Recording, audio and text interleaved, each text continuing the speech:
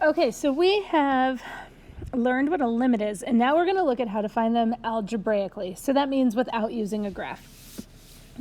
Here's the basic rundown of a limit. So these notes, this is kind of already written out for you, but basically, hold on.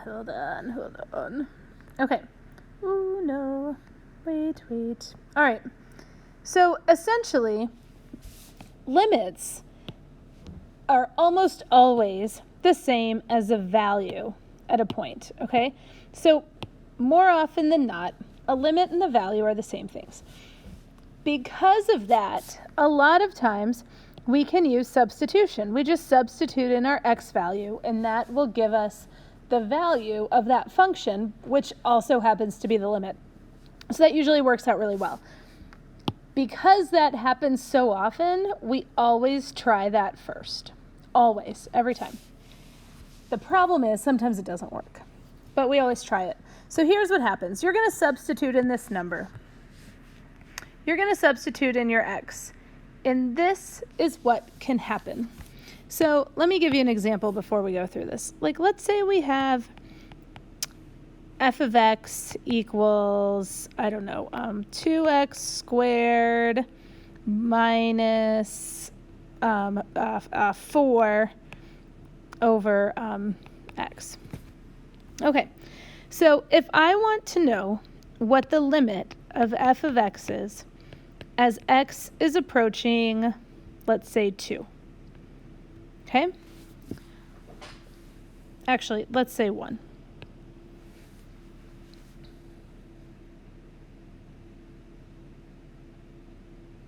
Okay, let's say 1. If I want to know that,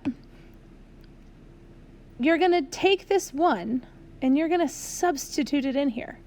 All right? And then, based on whatever that gives you, you come over to this chart. Now, if you get this, a number, that's not hashtag, that means a number. If you get a number, then the limit is that number. All right?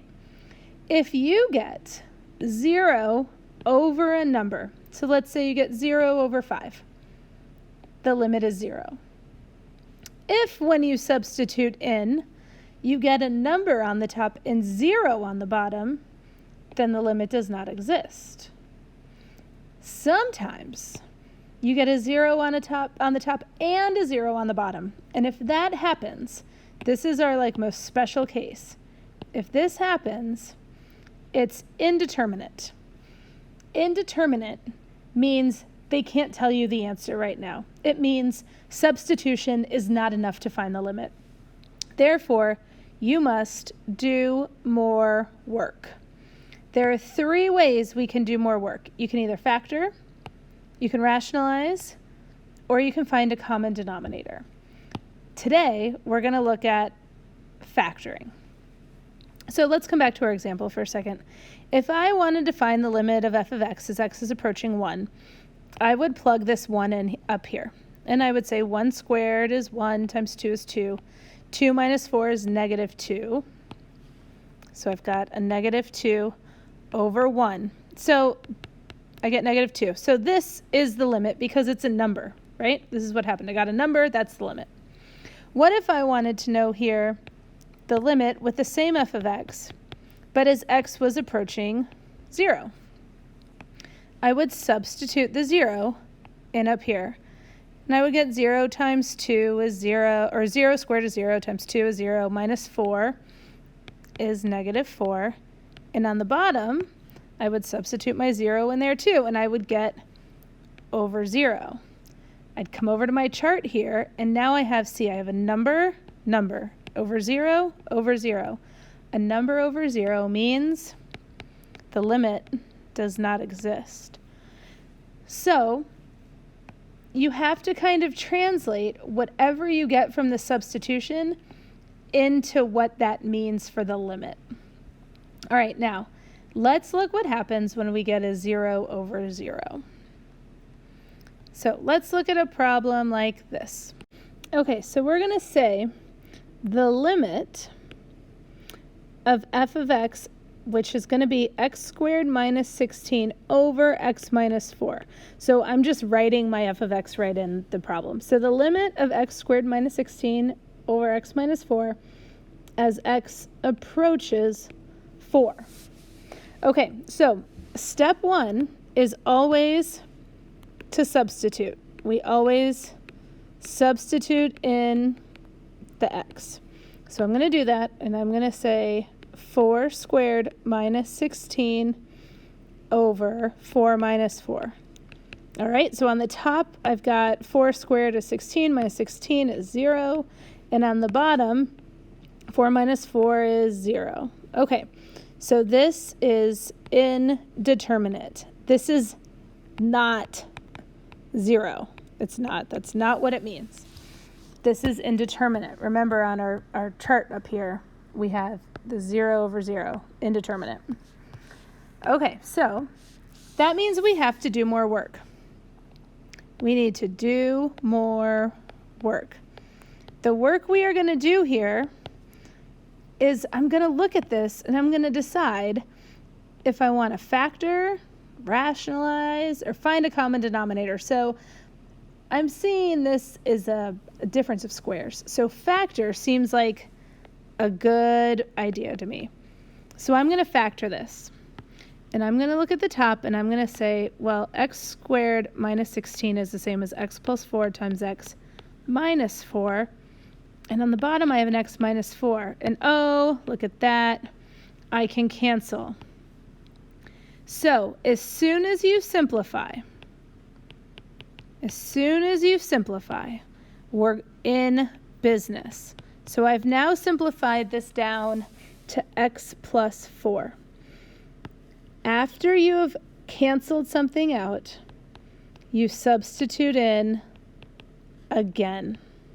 All right, substitute in again. So I'm going to now say, I'm going to replace my 4 with that 4, remember, because I had a 4 that I was approaching, plus 4. Oops, I should make that black. And now I get 8. And that's my limit. All right? So I was able to change my function to give me an actual value, an actual number that can also be the limit. Make sense? All right, so let me walk you through those steps again. I substituted in my x. I got an indeterminate. That means I do more work. I'm going to factor. I split it up. I tried to figure out what I could factor. I simplified and canceled something out. That left me with x plus 4. I substituted again, got a number, and I'm out. Done. Should we try another one? Let's try another one. Okay, let's do, oops. All right, let's try this. Let's say we want to know the limit of x minus 3 over 4x squared minus 12x as x approaches 3. Okay, so step 1, substitute. So I'm going to substitute in, and I'm going to say 3 minus 3 over 4 times 3 squared minus 12 times 3. And I'm going to get on the top a 0, and on the bottom, let's see, 3 squared is 9 times 4 is 36, minus 36, 0 over 0. This is indeterminate. So that means I need to do more work. And I am going to factor. I'm going to try and factor again because I don't know, I feel like I've got a 4 and a 12 and a 3. Those all, I don't know, they kind of go together. All right, so on the top, I can't do anything on the top. I've got this x minus 3. But on the bottom, there's an x and an x, and these can both divide by 4. So I'm going to factor out this 4 and an x, and that leaves me x minus 3. And then I'm like, oh, snap, gone. But I'm going to be careful because there's still a 1 on top, right? So I have 1 over 4x. So here was step 3 also. I simplified. Okay, and now step 4, I'm going to substitute again. Now that I've actually canceled something out, I'm going to substitute again. And I'm substituting in a 3. So I'm going to say 1 over 4 times 3. And sure enough, the limit is a 12th. All right? That's it. That's all there is to it. So you substitute, you do more work. You substitute again. Game over. Eventually you're going to get a limit. Okay, I hope that made sense.